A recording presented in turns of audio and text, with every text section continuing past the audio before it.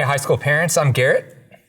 My name's Paul. Thanks so much for tuning in to part 4 of our 4-part series on how to talk to your high schooler about sex. And in this video, we're going to focus on talking about a couple things, specifically about how to talk to your high schooler about sex. And our goal is twofold.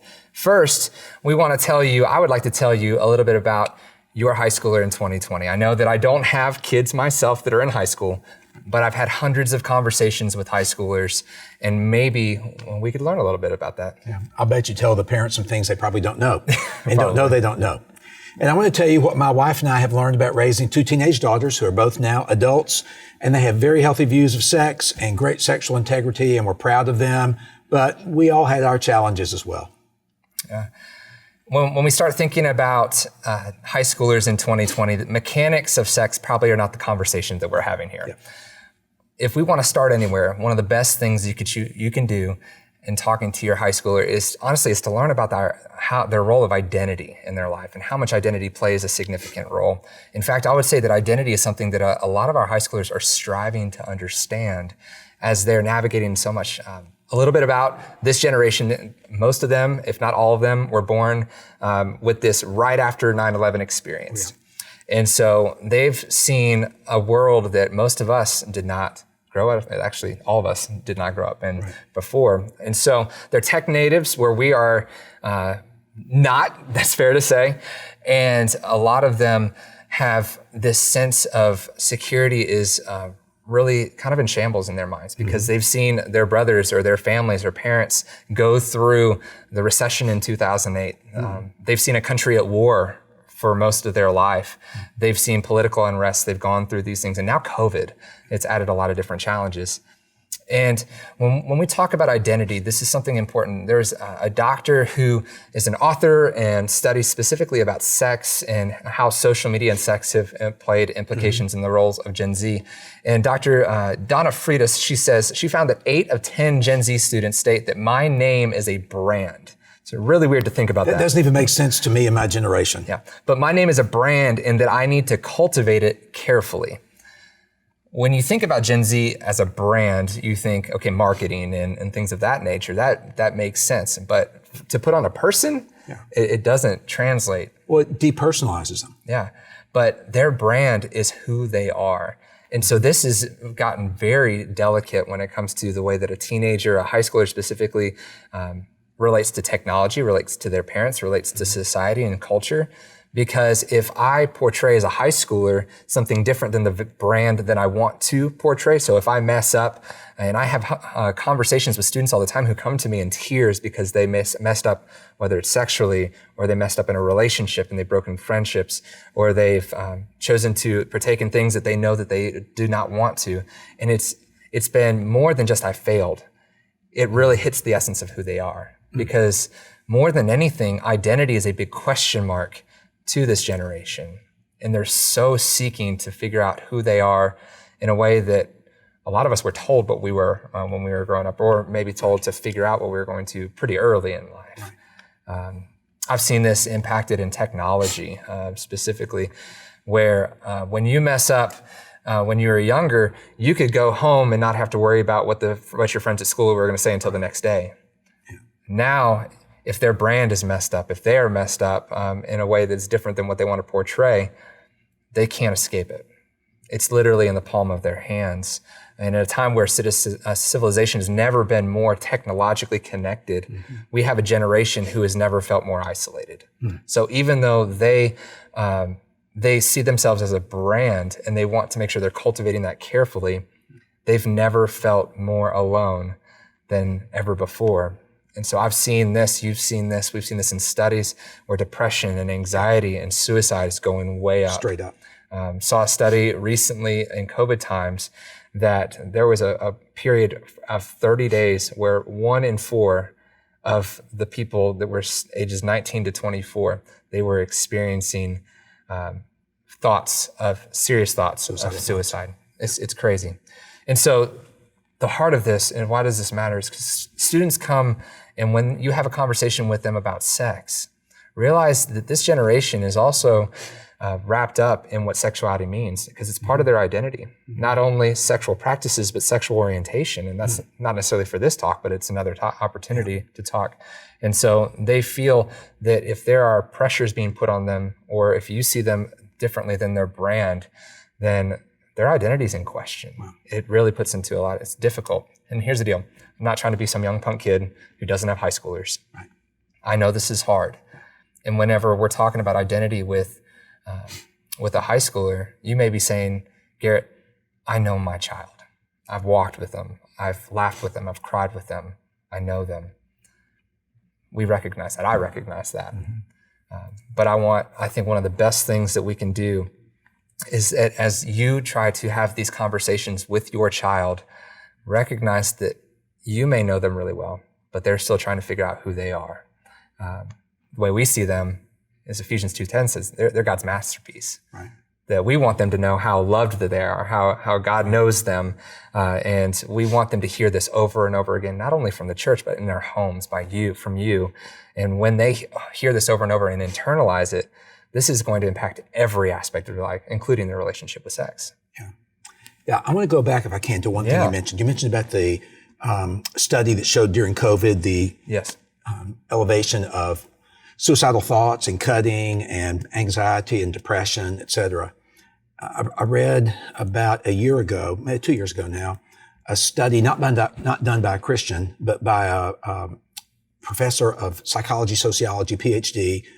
And what she discovered was that the correlation between screen time for any kid, the moment they can see a screen, up through teenage years at least, the correlation between screen time and suicidal thoughts is a straight line. Yeah. It is not jagged, it's not accidental, it's a straight line. And in her study, almost all the issues related to comparison. Just like you say, you look at your brand, you look at someone else's brand, and of course their brand is spiced up, always doing their filtered best, and now they feel like trash because they can't measure up. Also, I assume you have seen The Social Network? Yes. Okay, good. So could we recommend that to parents? 100%. 100%. It's a must, actually. Thank you. Yeah, be sure and watch The Social Network. And while it's not specifically about sex, while it's not specifically about comparison, it does make it clear that the whole social media world is not really neutral. Right. I know we say that sometimes, but it's not quite neutral. On the other side of the camera, or on the other side of the screen that your kid's watching, is an incredible artificial intelligence that has been trained to make money. And that's what they're trying to do with your kid. That's what they're trying to do. So be ready to watch that show. Let me pick up also on what you said and talk about their identity, which does include the fact that they're sexual. Yes. I mean, they are sexual beings. And one of the first things we should tell a kid when we're talking to them at any age is we need to be sure and tell them that sex is God's good idea. Sometimes that's easy for parents to say. Sometimes it's hard for parents to say. Sometimes it's easy if parents have a really good sexual relationship. Sometimes it's hard if you have a bad sexual relationship. If you've been divorced, you have no good sexual relationship that you remember. I tell you, it's a challenge sometimes for parents to be able just to look a kid in the eye and say, hey, sex is a really good gift from God. And I just want to remind you that in the beginning, everything was good. And it is only by our sin and by our rebellion that the Bible talks about in Genesis 3, after creation, in Genesis 1 and 2, that things became twisted. And now everything else is twisted, including sex. That doesn't mean that sexual organs are twisted. It doesn't mean that our sexual desires in and of themselves as just simple desires are twisted. But it does mean that there is a certain amount of the way we see sex, the way we objectify another person, the way we're only interested in what will turn us on without really thinking about the other person, et cetera. And this doesn't end, by the way, just when you get married. It's not like all of a sudden all your sexuality is redeemed. But thank God in the sexual context, in the marital context, sex has the privilege of being redeemed if you're willing to do it. That's right. But sex itself also can be twisted. And so following God's plan in light of the sinful nature of all of us in the sinful world we live in is even more crucial. And following God's plan means we trust that what God has revealed to us in Scripture and in Christianity, it means that He knows best. Jim Johnson, my co-pastor, says it like this in the book that we put out together about a year ago called Tough Stuff Parenting. He has a chapter in there about how do you talk to your kids about sex. And he says that maximum intimacy is reserved for maximum commitment. That's a great way to say it. That means that when you have sex with someone, the greatest sex is not the kinkiest sex. It's not the sex that you write a book about. It's the sex that has the security of knowing that the next day or the next night, the person whose head is on the pillow is the same one who was there the night before and will be there a year from now. Maximum intimacy is reserved for maximum commitment. I talked to my girls about the goodness of sex when they were growing up, and they were receptive. I also talked to them about Christian values, about boundaries, about boys. And I'll just have to tell you that while they were receptive and respectful, they weren't overly thrilled. They didn't say, Daddy, come on, give us some more. And it was then when I realized that James Dobson's book title 40 years ago is 100% correct. Parenting isn't for cowards. And it's when your kids are in high school that you will probably have the greatest sense of helplessness in this world of sexuality. And you're not helpless, but I will remind you, and you know this, that most of your hands-on parenting is done. You still have influence, and please use your influence. But when I spoke to my girls and they were teenagers, I knew that I could no longer pick them up and carry them places like I could when they were infants. I could no longer hold their hand and walk them to the right place like I could when they were elementary age kids. I could no longer tell them, well, I'm not driving you anywhere, when they were middle schoolers. There's a certain freedom that comes, and I'm not talking about carte blanche freedom. But there's a certain freedom that they're going to have the day they leave their home, our home. So we better help them get used to it in a wise way. So I learned then that parenting isn't for cowards. And now the question comes, if your son and daughter does not listen to your wisdom, what do you do? What do you do if you say everything? You've got 3 little ones. Yep. One day when you tell them over the years, many times about the beauty and the importance and the sanctity of sex, and then if they mess up, if they blow it, if they ignore what you're saying, what do we do? Well, first off, I think, let's just be honest, I think you're going to be disappointed. You might even feel like, well, I failed. Here I did my very best. But let me ask you, after you deal with that reality, to come to another reality. And that is that there's a difference between sexual purity and sexual integrity. Sexual integrity, sexual purity is a very important goal. And I would encourage all parents to aim for that, not as the only goal. Don't take your eyes off that prize. But in this highly sexualized and monetized world that Garrett has just described a moment ago, they may not be listening to you as much as you want them to. So they may well lose their sexual purity. That does not mean that if they miss that goal, that is the unpardonable sin. It is not. Nor does it mean that you and I should be treating them like they're a leper, or that they have so disappointed us that we just don't want to see them. Because I think we both have experienced this before. I know I did sexually as a teenager.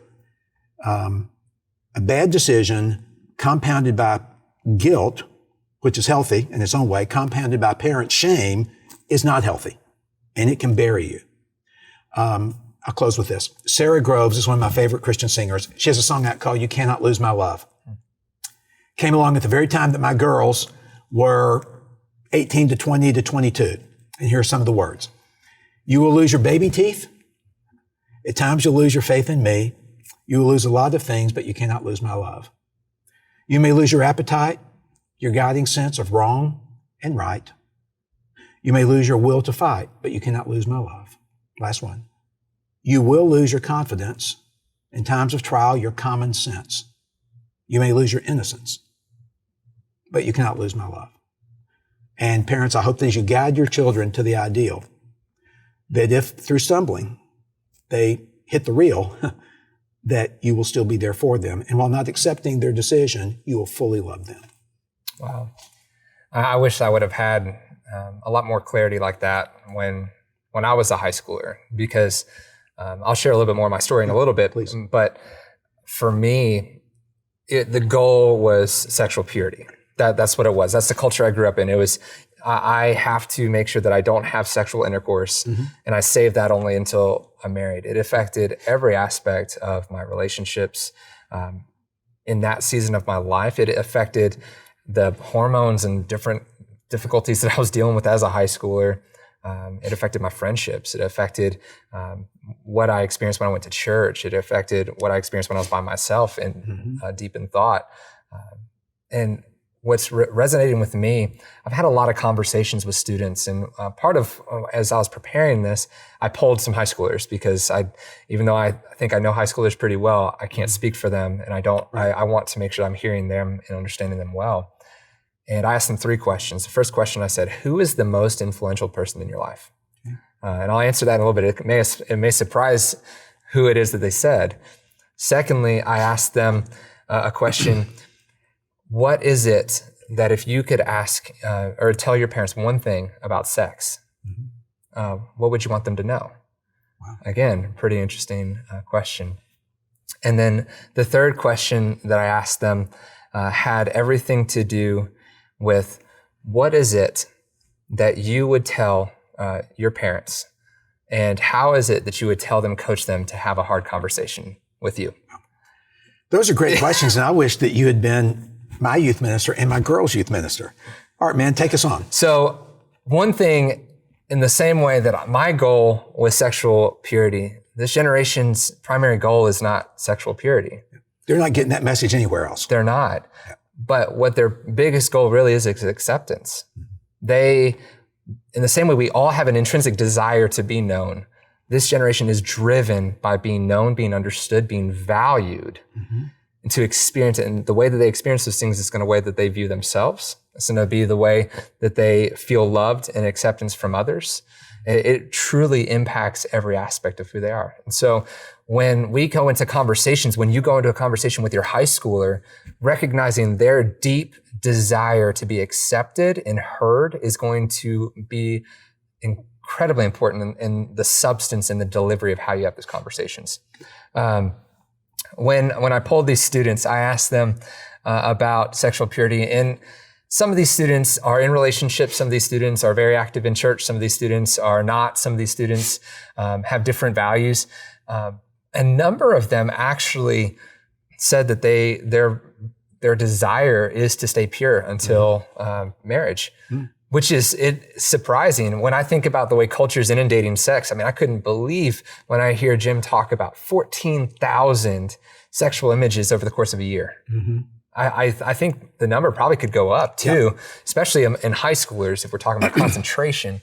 But when I look at these students and I hear them say that, that helps me when I see numbers and statistics say that the actual number of teens that are having premarital sex has actually gone down. That's right. Yeah, it still blows my mind working with teenagers all the time. Right, doesn't seem that way, I'll bet. It doesn't. Yeah, you're in the lab all the time with them. But hearing them process and share openly, I think has come from trying to cultivate that level of trust and hearing that it's not a shame environment when we have these conversations. Yeah. It's an area of understanding, and with the idea, we want to help them to understand who they are in Christ first and foremost. So, identity. And so first, secondly, I want you to understand your parenting is not on trial here.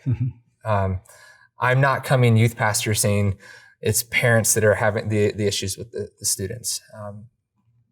That's not the goal at all. Your parenting is not on trial when you're having a conversation with your high schooler and they're sitting there and they're saying, I just don't want to talk to you, or this is awkward, or they're giving you the stone face or whatever. I mean, that's not the issue, but they do want to be shown that they're valued. When I asked them the question, how is it that you would want your parents to have a significantly difficult conversation? Yeah, what'd they say? They said, we want you to listen. Yes. We want you to be blunt. We want you to be direct and honest. Think of it like this. A lot of us, we may have grown up with storytellers, like we grew up with Disney and we grew up all these different ways. Gen Z isn't all about the fantasized romantic side of things of tell me a story. Tell me the bullet points and help me know what is going to help me. That's in essence what they're saying. I want you to be direct and I want you to be honest. If there's a superficiality or a level of I'm going to try to come backhanded around to prove my point, they're going to tune out. And part of this is also part of the makeup of Gen Z. Morality for Gen Z is different than what we grew up. When it comes to lying, only 30%, or about 1 in 3 Gen Z students would say that lying is morally wrong. Uh-oh. Yeah. And so if you've ever felt like, for one, I'm just going to ask you, have you ever lied to your parents? Yeah. We is everybody. But for Gen Z, this sense of morality is skewed a little bit differently than what we maybe have understood. And so when you're trying to have these conversations, relationship is key. Making sure that you have an environment where you're truly trying to listen and care well. If you hear them say something, repeat it back to them. and say, this is what I hear you saying. Am I understanding you correctly? Be super honest, be bullet pointed, be direct. But instead of thinking that they have to have the right answer in the moment, the right answer is important. If we remember what you're talking about, sexual integrity is the goal. That's still a very important goal to keep in front of these students. But in the moment when they come to you and say, I want to share my feelings about this, what they want you to hear is, I'm willing to listen. I'm willing to hear your side of things so that I can seek understanding. So when that happened with me, I'll tell you what got in the way. Yeah. My fears. Because fear raises anxiety, parents, you know this.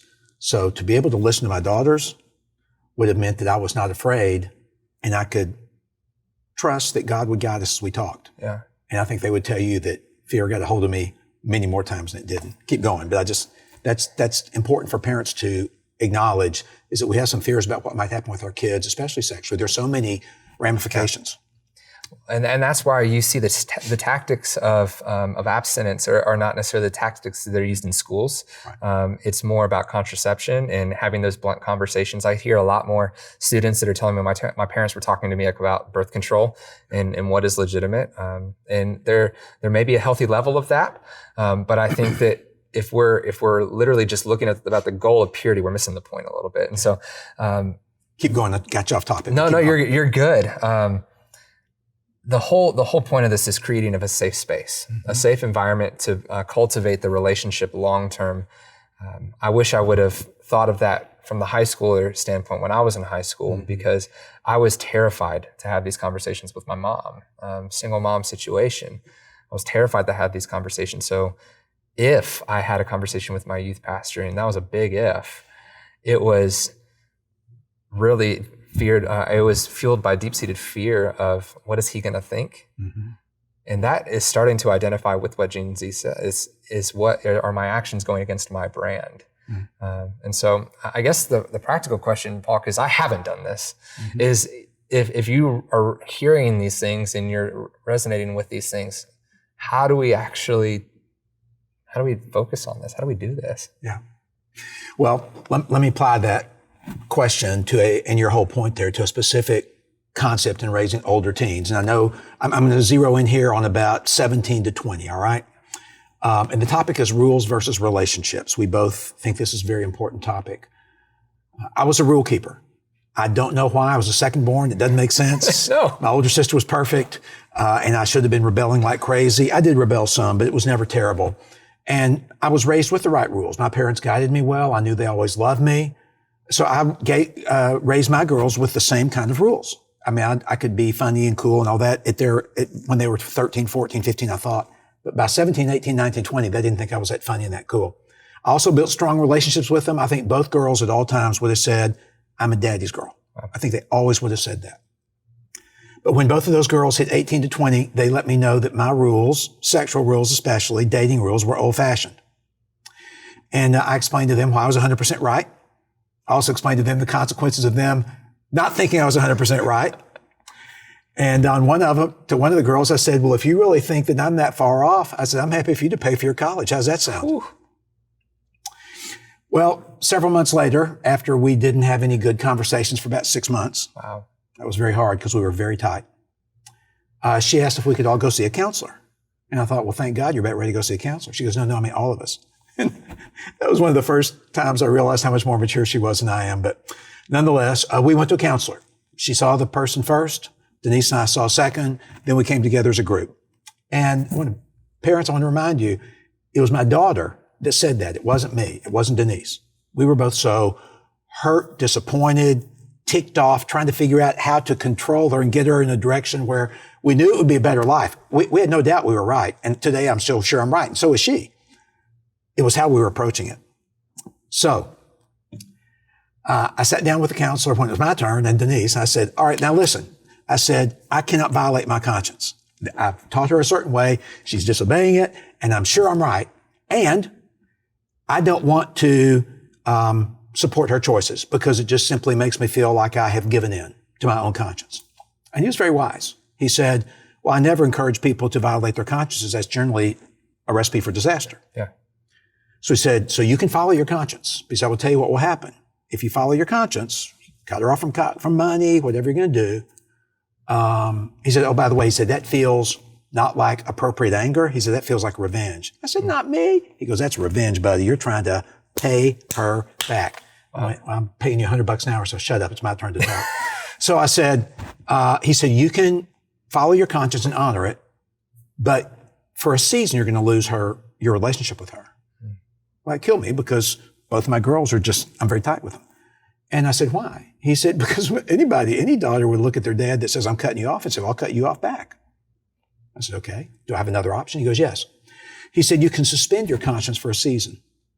You're not admitting you're wrong. I said, good. He said, you're suspending it for a season. You're saying, I think I'm right, but for this season, I want to work on the relationship more. I said, how do I do that? He goes, well, the most important thing is you can't be true to your conscience here and build a relationship with her simultaneously hardcore. You're going to have to just for a moment say, I think I'm right, pretty sure I'm right, pretty sure she's wrong, but I care more about having a relationship with you. So we're simply not going to talk about that, and I'm not going to cut you off of money. I'm not going to tell you what you can and can't do. You're, almost 20 years old. You're living away from me. I can't control you like I used to. And if you want to reject what we taught you, you cannot lose my love. So the good news, after several days of difficulty, just Denise and I trying to get our minds around what that meant, I chose the relationship, and that guy saved my relationship with my daughter. And I would just say that it wasn't long before she came back around and said, boy, wasn't I stupid right then? And instead of digging in, I just cried. And I thought about that counselor. And I said, thank you because he said, if you will stay with a relationship, she will come back one day. So anyway, rules are important. I don't deny that. But just remember, the older they get, don't lose that relationship because you're stubborn like I can get. It's really interesting as I hear you talk about even just the generational difference at that point. Yep. And just to look at what the cultural expectations are right now is really, really significant because Gen Z, they can't escape sex. Correct. Legitimately can't escape. We talked about the 14,000 images in a year, which is probably higher for high schoolers. Agreed. But if you just think about this from a practical standpoint, busyness amongst high schoolers right now with sports, other athletics and music and dance and academic team, whatever it is, they're so busy. And then when you finally have a down moment, what do they have in their hands?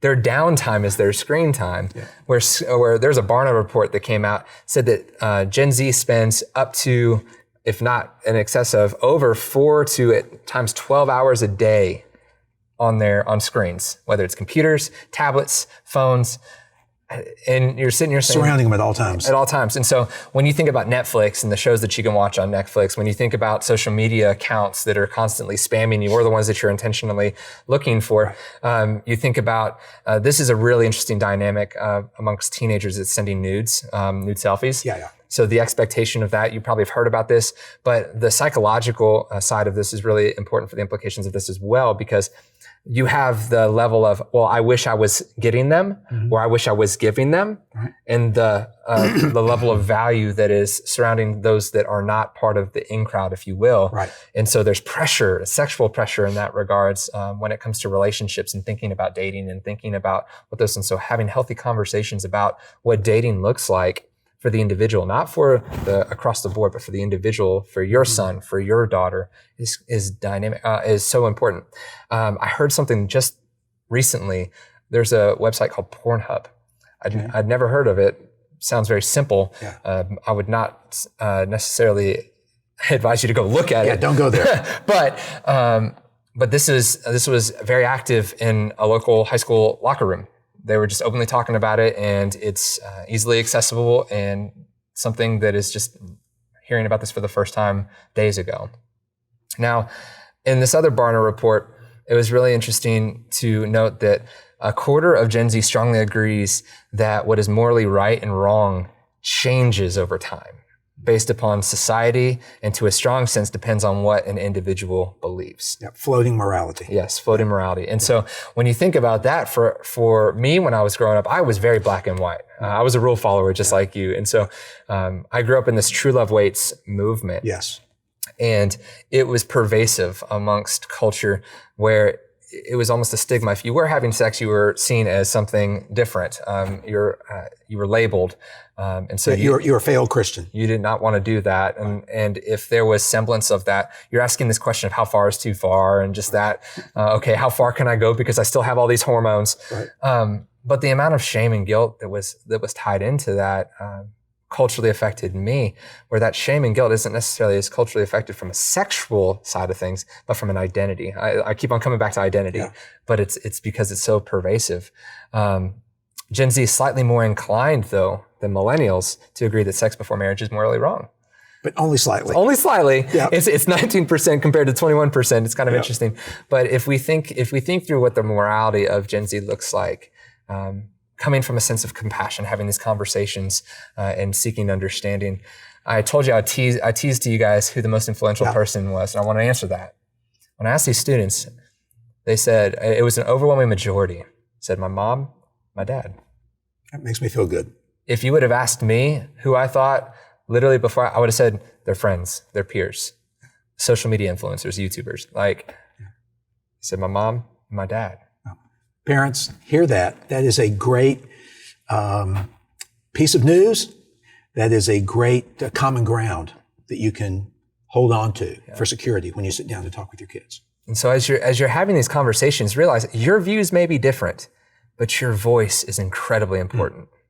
And so I think that this brings hope. This brings hope as a student pastor. It brings hope as a dad when I'm thinking about what it's going to be like for my 3 boys. But it definitely brings a lot of hope. And so, I think high school parents hear your voice is absolutely incredibly important. Thank you. And speaking of voice, I heard you use the word conversations, plural, and I want to close up with this. And that is the whole concept of sex talk versus sex talks. I know that you've heard that before, but I have to tell you, in my generation, one sex talk was more than enough. If you got it. If you got it at all. And I always thought that one was more than enough. And but with our girls, I knew there would at least be one sex talk. And we had several along the way with our girls. I initiated it with both of them. I'll tell you a funny story about one of those in a minute. But I had to learn to get comfortable with it. And I never was super comfortable with it. And I think one reason is because when I was growing up, we made fun of body parts all the time. We had 1,000 names for every guy's and girl's body part. And we joked about that all the time. And so now I'm watching my daughter and her husband and their 4 boys. And I mean, it is anatomically correct all the time, but it's not clinical. Right. It's just conversational. You know, they would use a sexual body part in a conversation the same way that you would say, what TV show did you watch? And how many soccer goals did you score? How many goals did you score in your soccer game? And I'm like, I didn't know you could do that. And I'm really impressed with the way they handle that. And really, they talk with their 3 older boys, 7, 9, and 11, about sex and sexuality constantly. I'm amazed at how normal it is. It's normative. It's not just normal. It is normative. It's that is as open a conversation in their home as what's for dinner tonight. And I did not know that was legal. And I'm happy that it is. I'm happy they're doing it. And I know that the other talk, one of the parallel talks with ours, that's to the preschool parents, suggests multiple ongoing healthy conversations. My best piece of advice from learning the hard way is this. Always tell your kids, answer your kids what they're asking and not what you think they're asking. This is more obvious when they're younger, but I will just tell you right now that one time Denise's cousin told us about a time when her son, who was about maybe, 7 or 8, said, Mom, where did I come from? And she goes, oh, dear God, I'm divorced. I've got to go through this whole conversation with my boy. I guess it's the time. So she goes, okay, sit down. And I mean, she goes through the whole thing. And I mean, his eyes are like this. And when it's over, he goes, I thought I came from Oklahoma. So guess what she didn't need to go through because it wasn't appropriate. I remember when Kristen was in middle school one day, or maybe 6th, 7th grade, we're in the car. And she turns to me and she goes, Dad, I heard a word today. What's it mean? I said, what's the word? And she says the F word. I almost wrecked the car. I said, where'd you hear that? She goes, in school. What's it mean? I mean, oh Lord, I didn't want this conversation. So we're on the way to CVS to buy a poster board because children Teenagers don't even know you're supposed to have poster board for projects, right? They just, until the last minute. So we're on our way down there, and I'm talking to Kristen, and I say, well, it's a word that we don't use, but it's referring to something that's wonderful. It's a gift from God. I'm going through my very best, daddy talk. And at the end, her eyes were like this. We pull into CVS. She reaches for the door. I hit auto lock. I said, we're not through. She goes, oh no. So I take about 2 more minutes. I realize I've lost my audience, even though I wasn't finished with my point. All I'll say is listen for what they're asking. To Garrett's earlier point, listen. If I had believed the passage in James, be quick to listen, slow to speak, and slow to anger, I would have been a far better parent on sexual talks. And if you're thinking to yourself, man, Paul, Garrett, I'm playing catch up. Yeah. I have CATCH-UP, catch up. You have not yet had important conversations with your kids on sex. And you say, when should I start that? I don't even know how to start. Well, I hope we've given you some ideas about how to start, but in terms of when to start, I'll remind you of the old Chinese proverb. The very best time to plant a tree was 20 years ago. The next best time is right now. So if you didn't have a chance or chose not to or are afraid to or just inherited a weird situation and you've not had a chance yet to have a really healthy conversation about sex, everything Garrett has said about listening, about honoring them and respecting them, everything I said about they cannot lose your love, let that guide you and then just have a conversation. Yeah. And part of why we've done this series, How to Talk to Your Kid About Having Sex, is to help you as the parent, because you're not alone. And so thank you so much for joining into this conversation about how to talk to your high schooler. If you want to check it out, we'd encourage you to check out the other 3 parts of how to talk to your kid about sex on our YouTube channel. And those other 3 talks are what ages? You have preschool, early childhood, middle school, and this one. High school. Perfect. Great. Thanks again. We really appreciate you joining us.